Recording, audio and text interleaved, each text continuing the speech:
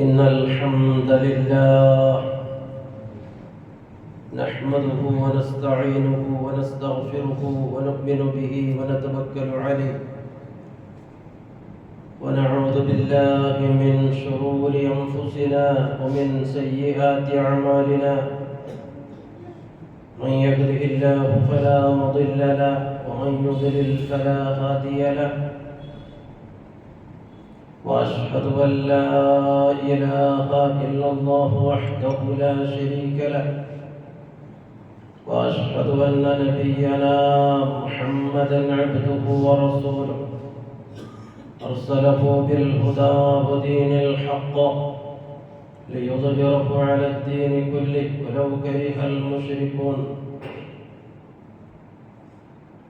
اللهم صل وسلم وبارك على عبدك ورسولك نبينا محمد وعلى آله وأهل بيته وأصحابه ومن تبعهم بإحسان إلى يوم الدين. فيا أيها الإخوة والأخوات أوصيكم وإياي أولا بتقوى الله. يا أيها الذين آمنوا اتقوا الله وقولوا قولا سديدا يصلح لكم أعمالكم ويغفر لكم ذنوبكم ومن يطع الله ورسوله فقد فاز فوزا عظيما. أما بعد فإن أصدق الحديث كتاب الله وخير السنن سنن محمد صلى الله عليه وسلم وشر الأمور محدثاتها وكل محدثة بدعة وكل بدعة ضلالة. إن أريد إلا الإصلاح ما استطعت وما توفيقي إلا بالله عليه توكلت وإليه أنيب. أعوذ بالله من الشيطان الرجيم. بسم الله الرحمن الرحيم. أقم الصلاة لدلوك الشمس إلى غسق الليل وقرآن الفجر إن قرآن الفجر كان مشهودا. رب اشرح لي صدري ويسر لي أمري واحلل عقدة من لساني يفقهوا قولي. ബഹുമാനമുള്ള ആദരണീയരായ വിശ്വാസിനികളായ സഹോദരങ്ങളെ, സഹോദരിമാരെ, ജീവിതത്തിന്റെ സകല മേഖലകളിലും സർവശക്തനായ സർവാധികാരിയായ അല്ലാഹു റബ്ബ് സുബ്ഹാനഹു വ തആലയുടെ ഓരോ ആജ്ഞാനിർദ്ദേശങ്ങൾ, അവന്റെ ഓരോ വിധിവിലക്കുകൾ നല്ലപോലെ പഠിച്ച് മനസ്സിലാക്കി തഖ്വാബോധമുള്ളവരായി ധർമ്മനിഷ്ഠയുള്ളവരായി ജീവിക്കുവാൻ, അതേ അവസ്ഥയിലായി ഈ ലോകത്തോട് യാത്ര ചൊല്ലുവാൻ ഓരോരുത്തരും നിരന്തരമായി പരിശ്രമിക്കണമെന്നും അതിനായി സദാ അല്ലാഹുവോട് ദുആ ഇരുന്നുകൊണ്ടിരിക്കണമെന്നും സ്വന്തത്തോടുന്ന പോലെ എല്ലാവരെയും ആദ്യമായി ഉണർത്തുകയാണ്, വസിയത്ത് ചെയ്യുകയാണ്. റബ്ബ് സുബ്ഹാനഹു വ തആല നമുക്കെല്ലാം അതിന് തൗഫീഖ് പ്രദാനം ചെയ്യുമാറാകട്ടെ. സഹോദരങ്ങളെ, സഹോദരിമാരെ, റജബ് മാസത്തിലാണ് നാം ഉള്ളത്. റജബ് മാസത്തിന്റെ അവസാനത്തെ ഭാഗത്തേക്ക് നാം പ്രവേശിച്ചിരിക്കുകയാണ്. ഇനി നമുക്ക് ശഅബാൻ മാസം, അത് കഴിഞ്ഞാൽ പിന്നീട് അനുഗ്രഹീതമായ ഒരു മാസം റമദാനിലേക്ക് നാം കാലെടുത്ത് വെക്കുകയാണ്. അതുകൊണ്ട് തന്നെ റമദാനിന് വേണ്ടിയുള്ള മുന്നൊരുക്കങ്ങൾ നമുക്ക് ചെയ്യാനുള്ള സന്ദർഭങ്ങളാണ്, സമയങ്ങളാണ് ഇനി നമ്മുടെ മുമ്പിലുള്ളത് എന്ന് ഓരോരുത്തരും ബോധവാന്മാരായിരിക്കണം. അനുഗ്രഹീതമായ മാസം അതിലേക്ക് പ്രവേശിക്കുവാനും ഇബാദത്തുകൾ കൊണ്ട് സൽകർമ്മങ്ങൾ കൊണ്ട് ആ മാസത്തെ ധന്യമാക്കുവാനും വേണ്ടി അല്ലാഹുവോട് നാം പ്രാർത്ഥിച്ചുകൊണ്ടിരിക്കണം. സഹോദരങ്ങളെ, മിഅ്റാജിന്റെ രാത്രിയിൽ അല്ലാഹു സുബ്ഹാനഹു വ തആല നബി സല്ലല്ലാഹു അലൈഹി വസല്ലമക്ക് നൽകിയ ഒരു പാരിതോഷികമാണ് 5 നേരത്തെ നിസ്കാരം എന്നുള്ളത്.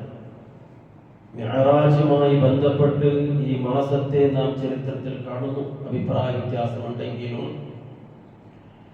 ആ മിഅ്റാജിന്റെ വേളയിലാണല്ലോ 5 നേരത്തെ നിസ്കാരം. അല്ലാഹു സുബ്ഹാനഹു വ തആല നബി സല്ലല്ലാഹു അലൈഹി വസല്ലമക്കും അവിടുത്തെ അനുയായികൾക്കും അല്ലാഹു നിർബന്ധമാക്കിയത്.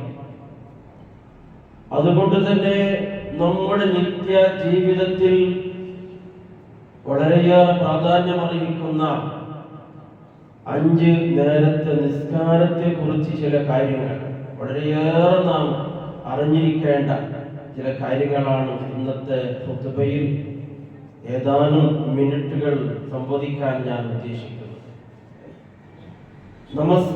നിസ്കാരം എന്നുള്ളത് അതിനൊരു സമയം അല്ലാഹു തആല നിശ്ചയിച്ചിട്ടുണ്ട്. ആ സമയത്തിനെ വിട്ട് പിന്തിക്കുന്ന ആളുകളെയാണ് നമുക്ക് ഇന്ന് ലോകത്ത് ധാരാളമായി നമുക്ക് കാണാൻ കഴിയും. എന്തിനേറെ നമ്മുടെ സ്വന്തം വീടുകളിൽ പോലും, നമ്മുടെ തന്നെ കുടുംബത്തിൽ തന്നെ അത് കാണാം. നിസ്കാരം അതിന്റെ സമയത്തെ വിട്ട് പിന്തിക്കുന്നത് ഇത് വളരെ ഗൗരവമുള്ള, വളരെയേറെ നാം കരുതിയിരിക്കേണ്ട ഒരു വിഷയമാണ്. നമസ്കാരത്തെ അതിന്റെ സമയത്തെ വിട്ട് പിന്തിക്കുക എന്നത് അത് വലിയ ഒരു ബാധകമാണ്. കാരണം ഇന്ന സ്വലാത്ത കാനത് അലൽ മുഅ്മിനീന കിതാബൻ മൗഖൂത. 5 നേരത്തെ നിസ്കാരം എന്ന് പറയുന്നത് അത് സമയം നിർണയിക്കപ്പെട്ട ഒരു പ്രത്യേക ഇബാദത്താണ് എന്ന് അല്ലാഹു സുബ്ഹാനഹു വ തആല പറയുന്നതിലൂടെ അതിനെ സമയത്തെ വിട്ട് പിന്തിക്കുന്നതിൽ ഒരു വിട്ടുവീഴ്ചയുമില്ല എന്ന് അല്ലാഹു സുബ്ഹാനഹു വ തആല അറിയിക്കുന്നത് നമുക്ക് കാണാൻ സാധിക്കും. ഒരിക്കൽ റസൂലുള്ളാഹി സ്വല്ലല്ലാഹു അലൈഹി വസല്ലമ മദീന പള്ളിയിൽ പ്രവേശിച്ചപ്പോൾ കുറച്ച് സഹാബത്ത് അവിടെ ഇരിക്കുന്നതായി കണ്ടു. അപ്പൊ നബി സല്ലല്ലാഹു അലൈഹി വസല്ലമ അവരോട് ചോദിക്കുന്നു, ആ സഹാബത്തിനോട്, മാ അജ്ലസകും, നിങ്ങൾ എന്തിനാണ് ഇവിടെ കാത്തിരിക്കുന്നത്? എന്താണ് നിങ്ങളുടെ ഉദ്ദേശം?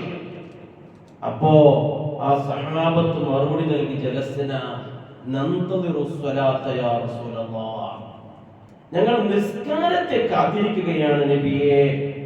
നബി, ഏതാനും കുറച്ച് സമയം മാത്രമാണുള്ളത്. അപ്പൊ നിസ്കാരത്തെ ഞങ്ങൾ കാത്തിരിക്കുകയാണ്, നിസ്കാരം കഴിഞ്ഞ് പോകാമെന്ന് കാത്തിരിക്കുകയാണ്. അപ്പൊ നബി സല്ലല്ലാഹു അലൈഹി വസല്ലമ അവർക്ക് പ്രോത്സാഹനമായി റസൂൽ പറയുകയാണ്, ഹൽ തദറൂന മാ യഖൂലു റബ്ബുക്കും, നിങ്ങൾക്ക് പിടിയുണ്ടോ നിങ്ങളുടെ റബ്ബ് എന്താണ് ചൊല്ലുന്നത്, എന്താണ് പറയുന്നത്? ഖുൽനാ, സഹാബത്ത് പറയുന്നു, ലാ അല്ലാഹു വറസൂലുഹു അഅലം, ഞങ്ങൾക്ക് അറിയൂല.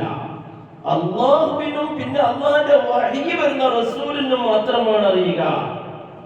അപ്പോൾ റസൂലുള്ളാഹി സ്വല്ലല്ലാഹു അലൈഹി വസല്ലം പറഞ്ഞു, ഇന്ന റബ്ബക്കും യഖൂൽ മൻ സല്ല الصلاة لوقتها وحافظ عليها ولم يضيعها فله علي أحد أن أدخله الجنة. ആരെങ്കിലും ആ 5 നേരത്തെ നിസ്കാരം അതിനെ നിഷ്ഠ പാലിച്ച് നിർവഹിച്ചാൽ, അതിന്റെ വഖത്തിൽ ആരെങ്കിലും നിർവഹിച്ചാൽ, ആ വഖത്തിൽ തന്നെ നിസ്കാരം പാലിക്കണമെന്ന് നിഷ്ഠ കാത്തു സൂക്ഷിക്കുകയും ചെയ്താൽ, അതിന്റെ സമയത്തെ വിട്ട് തെറ്റിക്കാതെ പാഴാക്കാതെ അവൻ അവിടെ കാത്തു സൂക്ഷിക്കുകയും ചെയ്താൽ, ഫലഹു അലയ്യ അഖ്ദുൻ അൻ ഉദ്ഖിലഹുൽ ജന്ന, അവനെ സ്വർഗത്തിലേക്ക് പ്രവേശിപ്പിക്കാമെന്ന് ഞാൻ കരാറെടുക്കുകയാണ് എന്നാണ് അല്ലാഹു ഈ വിഷയത്തിൽ പറയുന്നത്. അപ്പൊ സ്വർഗത്തിലേക്ക് അവർ ഞാൻ പ്രവേശിപ്പിക്കും. ആരെ? എപ്പോഴെങ്കിലും തോന്നിയതുപോലെ നിസ്കരിക്കുന്നവനല്ല, നിസ്കാരത്തെ കാത്തിരുന്ന് ആ നിസ്കാരത്തിന് നിശ്ചയിച്ച സമയം അത് തെറ്റിക്കാതെ നിസ്കരിക്കുന്ന ആളുകളെ സംബന്ധിച്ചാണ് അവിടെ അല്ലാഹു സുബ്ഹാനഹു വ തആല പ്രകാരം പറഞ്ഞതിനെ നബി സല്ലല്ലാഹു അലൈഹി വസല്ലമ തന്റെ സ്വഹാബത്തിന് അറിയിച്ചു കൊടുത്തു. മനസ്സിലായ നിസ്കാരം അതിന്റെ സമയത്ത് നിർവഹിക്കേണ്ടതാണ്. കാരണം എന്താണ്? ഈ സമയം, നിസ്കാരത്തിന്റെ സമയം അത് അല്ലാഹ് നിശ്ചയിച്ചതാണ്. എങ്ങനെയാണ് അല്ലാഹു തആല നിശ്ചയിക്കുന്നത്? സാധാരണ ഇസ്ലാമിന്റെ നിയമങ്ങളൊക്കെ അല്ലാഹു തആല വഹയിലൂടെ ഇങ്ങനെ അറിയിച്ചു കൊടുക്കലാണ്, അല്ലേ? ഇതങ്ങനെയല്ല. ഇത് ജിബ്രീൽ അലൈഹിസ്സലാമിനെ അല്ലാഹു തആല പ്രവാചകന്റെ അടുക്കലേക്ക് പറഞ്ഞയച്ച് നിസ്കരിച്ചിട്ട് കാണിച്ചു കൊടുത്തതാണ് എന്ന് നമുക്ക് ഹദീസിൽ കാണാൻ സാധിക്കും. ജിബ്രീൽ അലൈഹിസ്സലാം 2 പ്രാവശ്യം റസൂലുള്ളാഹി സ്വല്ലല്ലാഹു അലൈഹി വസല്ലമക്ക് അത് കാണിച്ചു കൊടുത്തു. 5 നേരം നിസ്കാരം നിർബന്ധമാക്കപ്പെട്ടതിന് ശേഷം ജിബ്രീൽ തുടർച്ചയായ നിലയ്ക്ക് 2 ദിവസം റസൂലുള്ളാഹിന്റെ അടുക്കലേക്ക് വന്നു. 1ാമത്തെ ദിവസം വന്നത് നിസ്കാരത്തിന്റെ ആദ്യ സമയത്താണ്. നിസ്കാരത്തിന്റെ ആദ്യ സമയം എന്ന് പറഞ്ഞാൽ നമ്മളൊക്കെ പള്ളിയിലൊക്കെ നിസ്കരിക്കുന്ന ആ സമയമാണ്, അല്ലേ? ബാങ്ക് കൊടുത്ത് പിന്നീട് റവാത്തിബ് നിസ്കരിക്കാനുള്ള ആ സമയം കുറച്ച് ബാക്കി വെച്ച്, അതായത് ഒരു 15 മിനിറ്റോ 10ഓ 15ഓ 20 മിനിറ്റോ ബാക്കി വെച്ച് പിന്നീട് നിസ്കരിക്കുന്നുണ്ടല്ലോ, അതാണ് ആദ്യത്തെ സമയം. ആദ്യത്തെ സമയം ഏറ്റവും അമലുകളിൽ വെച്ച് ശ്രേഷ്ഠമായ സമയം എന്നതാണ് റസൂൽ പരിപാടിയ സമയം. അങ്ങനെ ആദ്യത്തെ സമയത്ത് ജിബ്രീൽ അലൈഹിസ്സലാം വരികയാണ്. ദുഹറിന്റെ സമയത്ത് വന്നു, അതിന്റെ ആദ്യ സമയത്ത് വന്നു. എന്നിട്ട് റസൂലിനോട് പറഞ്ഞു, പ്രവാചകരെ, ദുഹറിന്റെ സമയമായി, വാ, നമുക്ക് നിസ്കരിക്കാം. അങ്ങനെ ജിബ്രീൽ അലൈഹിസ്സലാം ഇമാമത്ത് നിൽക്കുന്നു. റസൂലുള്ളാഹി സ്വല്ലല്ലാഹു അലൈഹി വസല്ലമ മഅ്മൂമായിട്ടുണ്ട്. ഇമാമാനാണ് ജിബ്രീൽ അലൈഹിസ്സലാം, റസൂൽ മഅ്മൂമാണ്. അങ്ങനെ ദുഹർ നിസ്കാരം കഴിഞ്ഞപ്പോ ജിബ്രീൽ അലൈഹിസ്സലാം റസൂലുള്ളാഹിനോട് പറയുന്നു, ഹാദാ അവ്വലുൽ വഖ്തി ലിസ്വലാത്തിൽ ദുഹർ, ഹാദാ അവ്വലുൽ വഖ്തി ലിസ്വലാത്തിൽ ദുഹർ, ഇത് ദുഹറിന്റെ ആദ്യത്തെ സമയമാണ്. ഇതേപോലെ ഓരോ നിസ്കാരത്തിന്റെ ആദ്യത്തെ സമയത്ത് വന്നു. അസ്റിന്റെ സമയത്ത് വന്നു. അസ്ർ നിസ്കാരം ഇമാമത്ത് നിന്ന് കാണിച്ചു കൊടുത്ത റസൂൽ മഅ്മൂമാണ്. അസ്ർ കഴിഞ്ഞതിന് ശേഷം ജിബ്രീൽ പറഞ്ഞു, ഹാദാ അവ്വലുൽ വഖ്തി ലിസ്വലാത്തിൽ അസ്ർ. അതേപോലെ മഗ്രിബിന്റെ സമയത്തും വന്നു, ഇശാന്റെ സമയത്തും വന്നു, സുബ്ഹിന്റെ സമയത്തും വന്നു. എപ്പോഴാണ് വന്നത്? ആദ്യത്തെ സമയത്ത്. രണ്ടാമതും വന്നു പിറ്റേ ദിവസവും. അത് വന്നത് ഓരോ നിസ്കാരവും അവസാനിക്കുന്ന സമയമാണ്. ഓരോ നിസ്കാരവും അവസാനിക്കുന്ന സമയത്ത് വന്നിട്ട് റസൂലുള്ളാഹിനോട് പറഞ്ഞു, ഉദാഹരണം ഓരോ നിസ്കാരം അവസാനിക്കുന്ന സമയത്ത് വന്നിട്ട്, വാ പ്രവാചകരെ, നമുക്ക് നിസ്കരിക്കാം. അങ്ങനെ നിസ്കരിച്ചു. റസൂലുള്ളാഹിക്ക് ഇമാമത്ത് നിന്ന് ജിബ്രീൽ ഇമാമത്ത് നിന്ന് റസൂൽ മഅ്മൂമായി നിസ്കരിക്കുന്നു. എന്നിട്ട് ദുഹർ കഴിഞ്ഞപ്പോ ജിബ്രീൽ പറഞ്ഞു, ഹാദാ ആഖിറു വഖ്ത്, ഹാദാ ആഖിറു വഖ്ത് ലിസ്വലാത്തിൽ ദുഹർ, ഇത് ദുഹറിന്റെ അവസാനത്തെ സമയമാണ്. അങ്ങനെ ഓരോ നിസ്കാരവും ഇങ്ങനെ അവസാനത്തെ സമയത്ത്, അസ്റിന്റെ അവസാന സമയത്ത്, മഗ്രിബ് അതിന്റെ അവസാന സമയത്ത്, ഇശാ അതിന്റെ അവസാന സമയത്ത്, സുബ്ഹി അങ്ങനെ.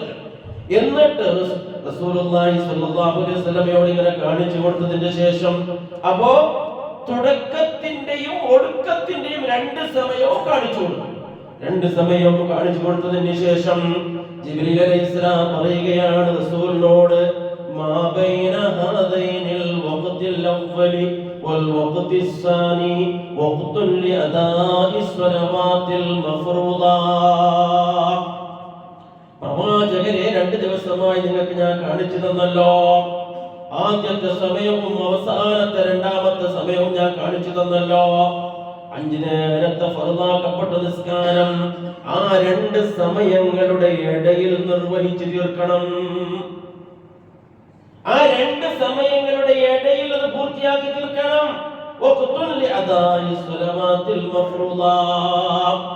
അത് ആ ഫർളാക്കപ്പെട്ട നിസ്കാരം ഇപ്പൊ ഞാൻ കാണിച്ചു തന്ന ഈ 2 സമയങ്ങളുടെ ഇടയിൽ നിർവഹിച്ചു തീർക്കണം എന്ന് പറഞ്ഞാൽ ഒരു നിലക്കും അതിനെ അതിൽ നിന്നിട്ട് പിന്തിക്കാൻ പാടില്ല എന്ന് ജിബ്രീൽ അവിടുന്ന് പ്രവാചകൻ അല്ലാഹുവിന്റെ നിർദ്ദേശം പഠിപ്പിച്ചു കൊടുത്തു. എന്നാൽ ചിലർക്ക് ഈ നമസ്കാരത്തെ വിട്ട് പിന്തിക്കാൻ ചില ഇളവുകൾ ഇസ്ലാം നൽകി. അതുകൂടി നാം അറിയണം. ചിലർക്ക് നിസ്കാരത്തെ അതിന്റെ സമയത്തെ വിട്ട് പിന്തിക്കാൻ ഇളവ് നൽകി. ചില നിസ്കാരങ്ങളെ ആ സമയം വിട്ട് പിന്തിച്ച് പിന്നെ നിസ്കാരത്തിന്റെ സമയത്തിലേക്ക് അങ്ങോട്ടോ അല്ലെങ്കിൽ ഇങ്ങോട്ടോ അപ്പുറം ഇപ്പുറം കുറച്ച് പിന്നെ മാറ്റുന്നതിനുള്ള ഇളവ് നൽകി. യാത്രക്കാർക്ക് ഇസ്ലാം ഇളവ് നൽകി. രോഗികളായ ആളുകൾക്ക് ഇസ്ലാം ഇളവ് നൽകി. അതുപോലെ വല്ലാത്ത പ്രയാസം അനുഭവിക്കുമ്പോ ചില നിസ്കാരങ്ങൾ അങ്ങോട്ടും ഇങ്ങോട്ടുമായി മാറ്റി നിസ്കരിക്കാനുള്ള ഇളവും ഇസ്ലാം നൽകി. പക്ഷെ ആ ഇളവ് നൽകുമ്പോൾ അവിടെ നാം മനസ്സിലാക്കേണ്ടത് വളരെ ജെന്വിനായ റീസൺ, വളരെ ന്യായീകരിക്കാൻ പറ്റുന്ന കാരണമായിരിക്കണം. ഇസ്ലാം നമുക്ക് നൽകുന്ന ഒരു ഇളവ് അത് നമുക്ക് ഉപയോഗപ്പെടുത്താം, പക്ഷെ ദുരുപയോഗപ്പെടുത്താൻ പാടില്ല. അത് നാം ശ്രദ്ധിക്കണം. ദുരുപയോഗപ്പെടുത്താൻ പാടില്ല. ഉദാഹരണമായിട്ട് ജംഅ് ചെയ്യുക എന്ന ഒരു ഇളവ് നമുക്ക് ഇസ്ലാം നൽകുന്നു. എന്താണ് ജംഅ് എന്ന് പറയുന്നത്? 2 നിസ്കാരങ്ങളെ ഏതെങ്കിലും ഒന്നിന്റെ സമയത്ത് ഒരുമിച്ച് നിസ്കരിക്കുന്നതിനാണ് ജംഅ് എന്ന് പറയുന്നത്. കാരണം ഇത് കുറച്ച് മനസ്സിലാക്കേണ്ട കാര്യമാണ്. 5 നേരം കൃത്യമായി നിസ്കരിക്കുന്നവർക്കൊക്കെ നമുക്ക് ചില സന്ദർഭങ്ങളിലൊക്കെ നമുക്ക് ഉപയോഗപ്പെടുത്താവുന്ന ചില ഇളവുകളാണ് ഇസ്ലാം നൽകിയിട്ടുള്ളത്. ചിലർക്ക് ജമ്മത്താണ്, കസറത്താണ്, കസറ് ജമ്മൽ അങ്ങോട്ടും ഇങ്ങോട്ടൊക്കെ കൺഫ്യൂഷൻ ആകുന്നത്. അതുകൊണ്ട് നല്ലപോലെ അത് മനസ്സിലാക്കിയിരിക്കണം. അപ്പൊ 2 നേരത്തെ നിസ്കാരങ്ങൾ ഏതെങ്കിലും ഒന്നിന്റെ സമയത്ത് ഒരുമിച്ച് നിസ്കരിക്കുക. ളുഹ്ർ, അസ്ർ, അസ്റിനെ ളുഹ്റിന്റെ സമയത്താക്കി ഒന്നിച്ച് നിസ്കരിക്കുക. അതിനെ തഖ്ദീമിന്റെ ജംഅ് എന്നാണ് പറയുന്നത്. മുന്തിക്കൽ, അസ്റിനെ മുന്തിച്ചു, ഖദ്ദമ യുഖദ്ദിമു തഖ്ദീം. അതേപോലെ ളുഹ്റിനെ അസ്റിന്റെ സമയത്തേക്കായി നിസ്കരിക്കുക. അതിനെ തഖീർ എന്ന് പറയും, പിന്തിക്കുക എന്ന്. ഇതിനുള്ള കാരണം എപ്പോഴാണ് ഇങ്ങനെ ചെയ്യാൻ പറ്റുക? യാത്രയിലൊക്കെ നമ്മൾ ചെയ്യാറുണ്ട്. എന്നാൽ നമ്മൾ നാട്ടിലുണ്ടാകുമ്പോ ചിലപ്പോൾ നമുക്ക് ഇങ്ങനെയുള്ള ചില ഇളവുകൾ ഇസ്ലാം നൽകിയിട്ടുണ്ട്. നിസ്കാരം ജമാക്കാനുള്ള കാരണങ്ങൾ എപ്പോഴാണ്? ഇമാം ബുഖാരി ഉദ്ധരിക്കുന്ന ഹദീസിൽ കാണാം, മഹാനായ ഇബ്നു അബ്ബാസ് റളിയല്ലാഹു അൻഹു പറയുന്നുണ്ട്, ജമഅ റസൂലുള്ളാഹി സ്വല്ലല്ലാഹു അലൈഹി വസല്ലമ بين الظهر والعصر والمغرب والعشاء في غير خوف ولا مطر. ഇബ്നു അബ്ബാസ് റളിയല്ലാഹു അൻഹു പറയുന്നു, അല്ലാഹുവിന്റെ റസൂൽ ജംഅ് ചെയ്തു.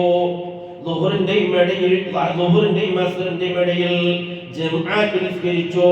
മഗ്രിബിന്റെയും ഇശാവും അങ്ങോട്ടും ഇങ്ങോട്ടും ജംഅ് നിസ്കരിച്ചപ്പോ ഫീ ഗൈരി ഖൗഫിൻ വലാ മതനിൻ, മഴ ഇല്ലാത്ത സന്ദർഭത്തിൽ, മഴ ഇല്ലാത്ത സന്ദർഭത്തിലും പേടിയില്ലാത്ത സന്ദർഭത്തിലും റസൂലുള്ളാഹി അങ്ങനെ ഒരിക്കൽ ജംഅ് നിസ്കരിച്ചു. അപ്പോൾ ഇന്ന് നമുക്ക് എന്ത് മനസ്സിലായി? റസൂലുള്ളാഹി സ്വല്ലല്ലാഹു അലൈഹി വസല്ലമ മഴയുള്ള സന്ദർഭങ്ങളിലും അതേപോലെ തന്നെ ഭയമുള്ള സന്ദർഭങ്ങളിലും ജംഅ് നിസ്കരിക്കാറുണ്ടായിരുന്നു. അല്ലേ? ഭയം എന്ന് പറയുന്നത് ശത്രുക്കളുടെ ആക്രമണമോ മറ്റോ ഉണ്ടാകുമ്പോഴാണ്. ഇസ്ലാമിൽ ഒരു പ്രത്യേക നിസ്കാരം സലാത്തുൽ ഖൗഫ് എന്ന് പറഞ്ഞ് നമുക്ക് കാണാൻ സാധിക്കും. അതിനെപ്പറ്റി നമുക്ക് വിശദീകരിക്കാം ഇൻഷാ അല്ലാഹ്. പേടി, ഭയമുണ്ടാകുമ്പോൾ അപ്പൊ പിന്നെ അവിടെ നമുക്കൊക്കെ കിബിലയോ മറ്റോ നോക്കാനും സൗകര്യം ഉണ്ടാവില്ല. ഇങ്ങനെ ചിലപ്പോൾ നടന്നിട്ടും ഓടിയിട്ടൊക്കെ നിസ്കരിക്കുന്ന ഒരു നിസ്കാരമാണ് സലാത്തുൽ ഖൗഫ്. അതൊരു പ്രത്യേക സാഹചര്യമാണ്. യുദ്ധം ഒക്കെ നിലനിൽക്കുന്ന ഒരു പ്രത്യേക സാഹചര്യമാണ്. അപ്പൊ അങ്ങനെയുള്ള സന്ദർഭത്തിലേക്ക് റസൂലുള്ളാഹി സ്വല്ലല്ലാഹു അലൈഹി വസല്ലമ ജമാഅക്കാരുണ്ടായിരുന്നു. അതേപോലെ തന്നെ മഴയുള്ള സന്ദർഭത്തിലും ജമാഅക്കാരുണ്ടായിരുന്നു എന്നത് നമുക്ക് മനസ്സിലാകും. മഴ എന്ന് പറയുമ്പോൾ നിങ്ങൾ വിചാരിക്കേണ്ട ഇവിടെയൊക്കെ കാണുന്ന ചെറിയ ചീറി പാറ്റുന്ന ചെറിയ മഴ അതല്ല. ഗൾഫ് നാടുകൾ, അറബ് നാടുകളിലൊക്കെ പോയവർക്കൊക്കെ അറിയാം, അവിടെ മഴ എന്ന് പറഞ്ഞാൽ മഴ ഒന്ന് വന്നാൽ റോഡൊക്കെ ഇങ്ങനെ വെള്ളത്തിൽ ഇങ്ങനെ നിറഞ്ഞിട്ടുണ്ടാവും. വാഹനം കൊണ്ടുപോകാൻ പറ്റില്ല. അറബികൾക്ക് പ്രത്യേകിച്ച് വാഹനമില്ലാതെ സയ്യാറില്ലാതെ അവർ അങ്ങോട്ടും ഇങ്ങോട്ട് പോലില്ലല്ലോ. പള്ളിക്കൊന്നും പോകാൻ പറ്റുന്നില്ല സയ്യാറില്ലാതെ. കാരണം മഴയും റോഡൊക്കെ വാഹനം മുങ്ങിപ്പോകുന്ന നിലക്കുള്ള മഴയാണ്. ആ നിലക്കുള്ള മഴയാണ്. എന്നല്ല നമ്മുടെ നാട്ടിൽ ചെറിയ ചെറിയ മഴ വരുന്ന ആ മഴ അല്ലാണ്ട് പറയും. മനസ്സിലായില്ലേ? അതാണ് ഞാൻ ആദ്യം തന്നെ പറഞ്ഞത്, ദുരുപയോഗപ്പെടുത്താൻ പാടില്ല.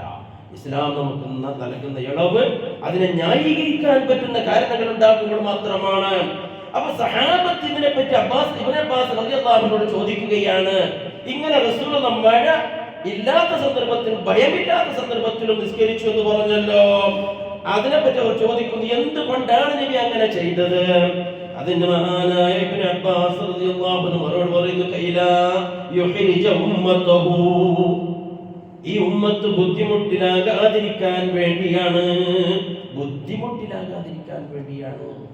ശക്തമായ നിലക്കുള്ള കാറ്റും മറ്റൊക്കെ വരുമ്പോൾ ഉമ്മത്ത് ബുദ്ധിമുട്ടിലായി പോകും. ഉദാഹരണമായി തണുത്ത കാറ്റ് എപ്പോഴും ഉണ്ടാവില്ല, എപ്പോഴെങ്കിലും ചിലപ്പോൾ വർഷത്തിലോ ചില മേഖലകളിലൊക്കെ ഉണ്ടാകുന്നതാണ്. തണുത്ത കാറ്റുണ്ടാകും, ചിലപ്പോ മൂടൽ മഞ്ഞൊക്കെ ഓടിയിട്ടുണ്ടാകും, റോഡ് കാണൂല, വാഹനം പോകാൻ പറ്റൂല, ആ നിലക്ക് മൂടൽ മഞ്ഞൊക്കെ ഉണ്ടായി ചില പ്രദേശങ്ങളിലൊക്കെ അങ്ങനെ ഉണ്ടാകും. അങ്ങനെയുള്ള സന്ദർഭത്തിൽ റസൂലുള്ളാഹി സ്വല്ലല്ലാഹു അലൈഹി വസല്ലം അങ്ങനെ 2 നേരത്തെ നിസ്കാരം ജംഉ ചെയ്യാൻ നമുക്ക് അനുവാദം നൽകി, ഉമ്മത്തിനെ ബുദ്ധിമുട്ടിലാകാതിരിക്കാൻ വേണ്ടി. ചിലപ്പോൾ അങ്ങനെയാണ്, തണുത്ത കാറ്റൊക്കെ ഉണ്ടാകും, ചിലപ്പോ മാരകമായ രോഗങ്ങളൊക്കെ ഉണ്ടാകും, ചിലപ്പോൾ അവയവങ്ങൾ തന്നെ നഷ്ടപ്പെട്ടു പോകുന്ന ആ രീതിയിൽ അത്രക്കും കടുകടുത്തതായിരിക്കുന്ന ശക്തമായ തണുത്ത കാറ്റുകളൊക്കെ ഉണ്ടാകും, അങ്ങനെയൊക്കെ സംഭവിക്കാറുണ്ട്.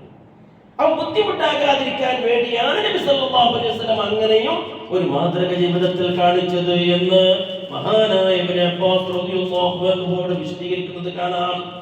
ഇനി രണ്ടാമത് യാത്രയിലായിരിക്കുന്ന സന്ദർഭത്തിലും അങ്ങനെയാണ്.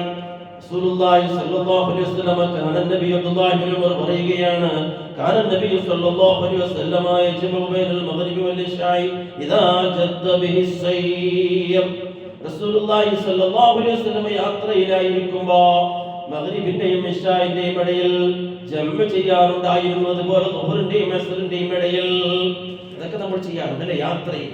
ഇത് ജംഇനെ പറ്റിയാണ് പറഞ്ഞത്, ഖസ്റല്ല. ഖസ്ർ വേറെ ഒരു വിഷയമാണ്, ഖസ്ർ വേറൊരു വിഷയമാണ്. ഇത് നാട്ടിലുള്ളവർക്കും ഉപയോഗപ്പെടുത്താൻ പറ്റുന്ന ചില സന്ദർഭങ്ങളെ പറ്റിയാണ് ഇത് പറഞ്ഞത്. ഖസ്ർ എന്ന് പറയുന്നത് അത് യാത്രക്കാർക്ക് മാത്രമുള്ളതാണ്, വേറെ ആർക്കും ഉള്ളതല്ല. യാത്രക്കാർക്ക് മാത്രമുള്ളതാണ്, വേറെ ആർക്കും അത് ഖസ്റാക്കാൻ 4 റക്അത്തുള്ള നിസ്കാരം 2 റക്അത്തായി ഖസ്റായി നിർവഹിക്കാൻ പറ്റില്ല, യാത്രക്കാർക്ക് മാത്രം നൽകപ്പെട്ടതാണ്. അപ്പൊ ഇവിടെ റസൂലുള്ളാഹി സ്വല്ലല്ലാഹു അലൈഹി വസല്ലം യാത്രയിലായിരിക്കുമ്പോൾ ഇങ്ങനെ ജംഉ ചെയ്യാറുണ്ടായിരുന്നു. ഇതിനോട് ഖിയാസ് ചെയ്ത് പണ്ഡിതന്മാർ പറയുന്നത് നമുക്ക് കാണാം, മനസ്സിലാക്കാം. ഇതിനോട് ഖിയാസ് ചെയ്തിട്ട് പണ്ഡിതന്മാർ പറയുന്നു, ഒരാൾക്ക് ഒരു നിലക്കും ഫ്രീ ലഭിക്കാതെ വല്ലാത്ത ശുഗ്ലിൽ വ്യാപൃതരാകുന്ന ചില സന്ദർഭങ്ങൾ ഉണ്ടാകാം. ശുഗ്ല് മണിക്കൂറുകളോളം നീണ്ടു നിൽക്കുന്ന ബിസി ആയിത്തീരുന്ന ചില രംഗങ്ങൾ ഉണ്ടാകുന്നു. ആ സമയത്ത് അവർക്ക് ഇത് വിനിയോഗപ്പെടുത്താം. ഉദാഹരണത്തിന് ഒരു ഡോക്ടർ, ഒരു മുസ്ലിമായ ഒരു ഡോക്ടർ, അയാള് ഓപ്പറേഷൻ തിയേറ്ററിലാണ്. മണിക്കൂറുകൾ നീണ്ടു നിൽക്കുന്ന ഓപ്പറേഷൻ അയാൾക്ക് ചെയ്യേണ്ടതായി. അതിനുണ്ടല്ലോ ചില ഓപ്പറേഷനുകളൊക്കെ ഇത്തരം മണിക്കൂറുകൾ നീണ്ടു നിൽക്കുന്ന ഓപ്പറേഷനുകൾ. അയാൾക്ക് ഫ്രീ സമയം കിട്ടൂല, ഒഴിവ് സമയം കിട്ടൂല. അദ്ദേഹം ഷുഗലാണ്, ബിസിയാണ്, അതിൽ ഇങ്ങനെ ആ ടൈമിംഗ് അബ്സോർബ് അതിൽ മുഴുകിയിരിക്കുകയാണ് അദ്ദേഹം.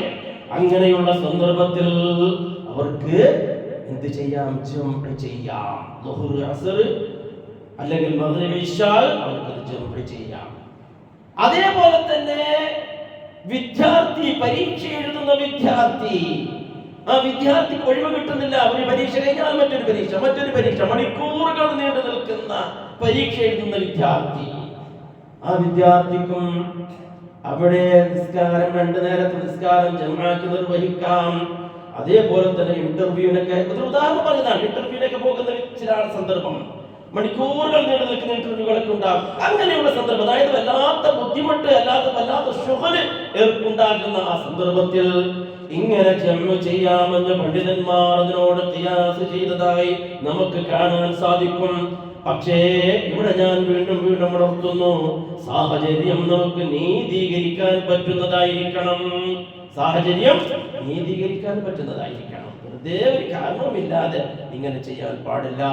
പണ്ഡിതന്മാർ, പൂർവികരായ പണ്ഡിതന്മാർ നമുക്കത് പറഞ്ഞു തന്നിട്ടുണ്ട്. ഇസ്ലാമിലെ ഒരു നിയമം, ഒരാളുടെ തോന്നിവാസത്തിന് വേണ്ടി ദുരുപയോഗം ചെയ്താൽ അവസാനം സൂഉൽ ആഖിബ അയാൾക്കുണ്ടായിരിക്കും. സൂഉൽ ആഖിബ എന്ന് പറഞ്ഞാൽ മോശമായ നിലക്കായിരിക്കും മരണം. മനസ്സിലായി? ഇതൊക്കെ ഇസ്ലാം നമുക്ക് നൽകുന്ന ഇളവുകളാണ്. പക്ഷെ അവിടെയൊക്കെ നമുക്ക് സാഹചര്യം നീതീകരിക്കാൻ പറ്റുന്നതായിരിക്കണം.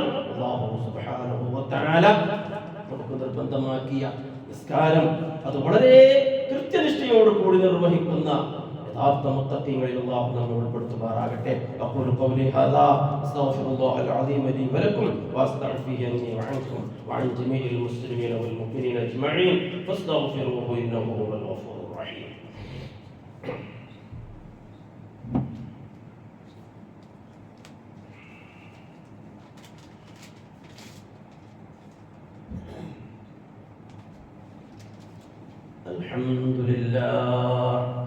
الحمد لله رب العالمين والصلاة والسلام على أشرف الأنبياء والمرسلين نبينا وإمامنا وقدوتنا محمد بن عبد الله المبعوث رحمة للعالمين وعلى آله وأهل بيته وأصحابه ومن تبعهم بإحسان إلى يوم الدين. ما بعد، فيا أيها الناس اتقوا الله سبحانه وتعالى في السر والعلن وكونوا مع الصادقين.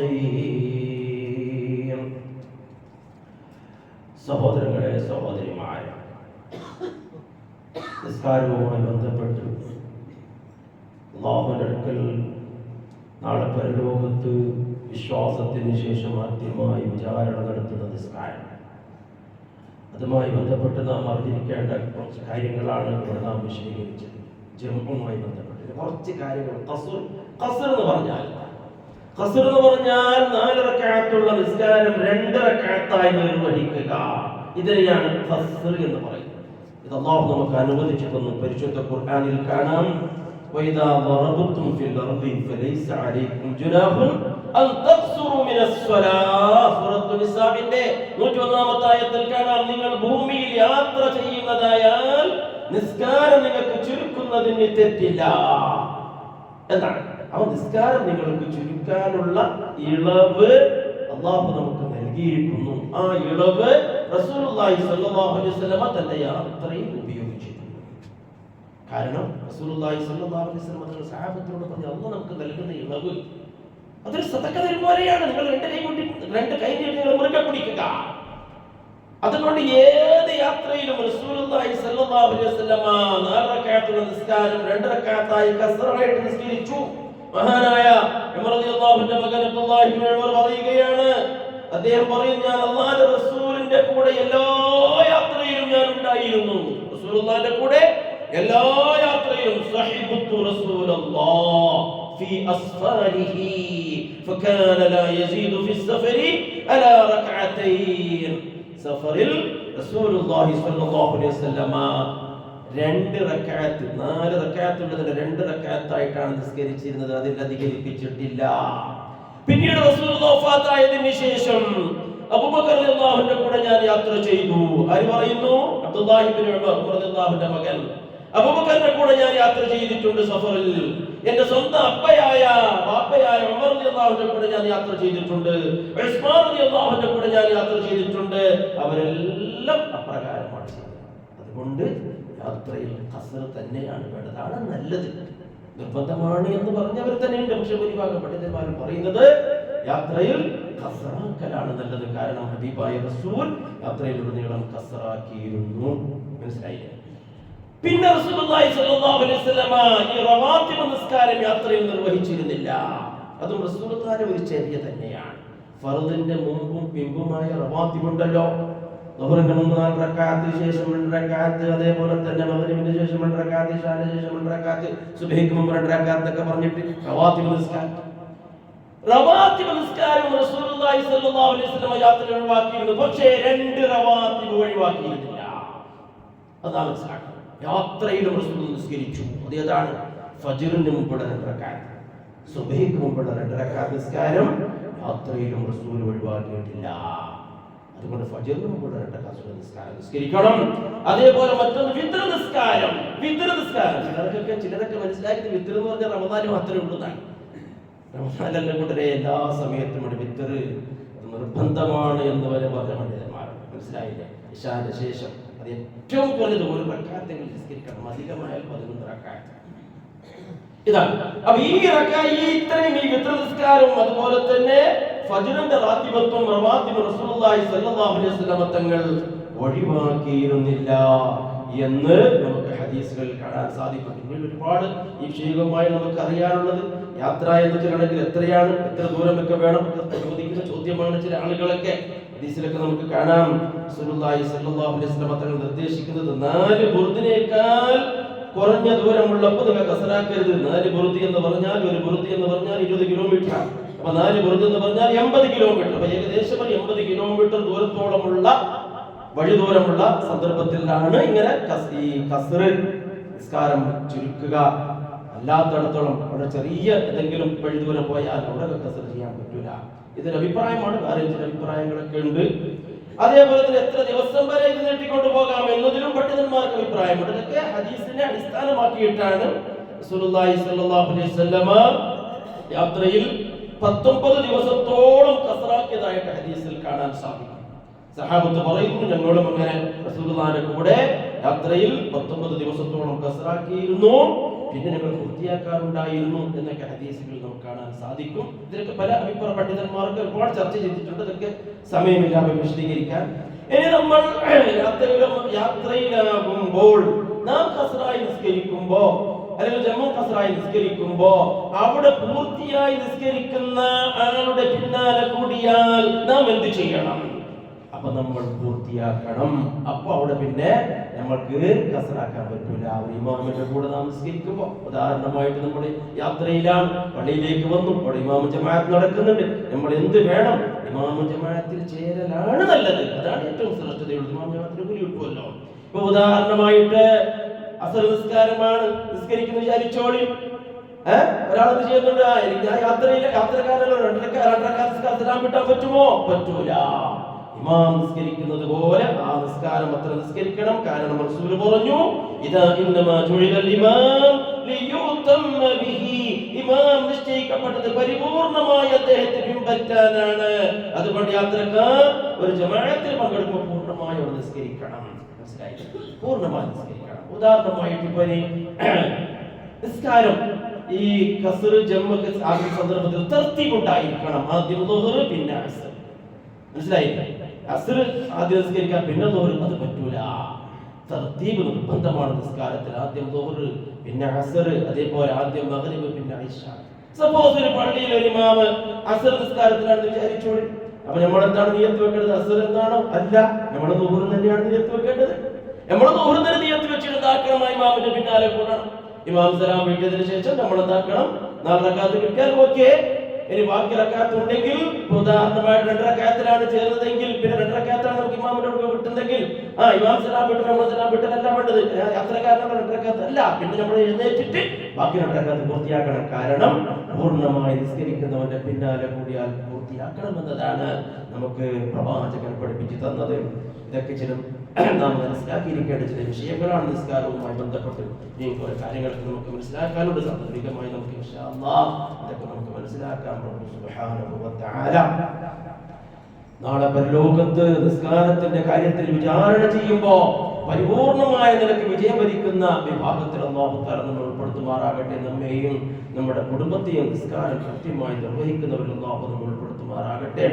എല്ലാവിധ മാരകമായ രോഗങ്ങളിൽ നിന്ന് അല്ലാഹു സുബ്ഹാനഹു വ തആല നമ്മെ കാത്തുരക്ഷിക്കുമാറാകട്ടെ. ചെറുതും വലുതുമായ എല്ലാ ദോഷങ്ങളിൽ നിന്ന് അല്ലാഹു സുബ്ഹാനഹു വ തആല നമ്മെ കാത്തുരക്ഷിക്കുമാറാകട്ടെ. അനുഗ്രഹീതമായ റമദാനിന് വേണ്ട എല്ലാ മുന്നൊരുക്കങ്ങളും ചെയ്തു തീർക്കുവാൻ റബ്ബ് സുബ്ഹാനഹു വ തആല നമുക്ക് പ്രദാനം ചെയ്യുമാറാകട്ടെ. റമദാനിനെ വരവേൽക്കുവാനും ആ റമദാനിനെ ഇബാദത്തുകൾ കൊണ്ട് ധന്യമാക്കുവാനും അതേപോലെ സൽക്കർമ്മങ്ങൾ കൊണ്ട് അതിനെ സ്വീകരിക്കുവാൻ റബ്ബ് സുബ്ഹാനഹു വ തആല നമുക്ക് പ്രദാനം ചെയ്യുമാറാകട്ടെ.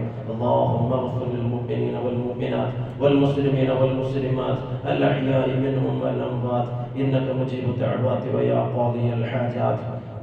ربنا اغفر لنا ولإخواننا الذين سبقونا بالإيمان ولا تجعل في قلوبنا غلا للذين آمنوا ربنا إنك رؤوف رحيم. عباد الله رحمكم الله إن الله يأمر بالعدل والإحسان وإيتاء ذي القربى وينهى عن الفحشاء والمنكر والبغي يعظكم لعلكم تذكرون ولذكر الله أكبر والله يعلم ما تصنعون.